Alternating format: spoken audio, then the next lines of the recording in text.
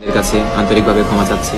আপনারা আমাকে স্বাগতম দর্শক, আজকের ভিডিওতে আমরা দেখব সেই মুহূর্ত যখন আর্জেন্টিনার খেলোয়াড় লাইভে এসে বাংলাদেশি ফুটবল প্রেমীদের কাছে ক্ষমা চাইলেন। তিনি জানালেন তার কারণে অনেকেই কষ্ট পেয়েছেন এবং এজন্য তিনি আন্তরিকভাবে দুঃখ প্রকাশ করেছেন। লাইভে তিনি বললেন, আমি বাংলাদেশের সকল ফুটবল প্রেমীর কাছে গভীর সমবেদনা জানাচ্ছি।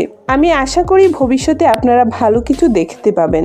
আমি জানি আমার কারণে অনেকেই কষ্ট পেয়েছেন, তাই আবারও আমার পক্ষ থেকে সবার কাছে আন্তরিক দুঃখ প্রকাশ করছি।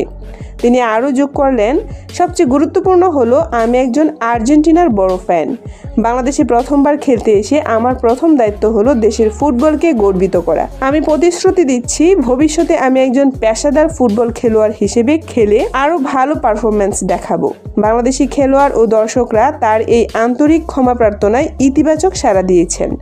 অনেকেই মন্তব্যে লিখেছেন, ক্ষমা চাওয়াটা সত্যিই সাহসের কাজ এবং আমরা আশা করি ভবিষ্যতে আরও সুন্দর ফুটবল দেখাবেন। প্রিয় দর্শক, ফুটবলে শুধু প্রতিযোগিতা নয়, সম্মান ও দায়িত্বও গুরুত্বপূর্ণ। আমরা দেখলাম কিভাবে একজন খেলোয়াড় নিজের ভুল স্বীকার করে ক্ষমা চাইলেন। আপনারা কি মনে করছেন, তিনি কি সত্যিই ক্ষমাপ্রাপ্য? কমেন্টে জানাতে ভুলবেন না।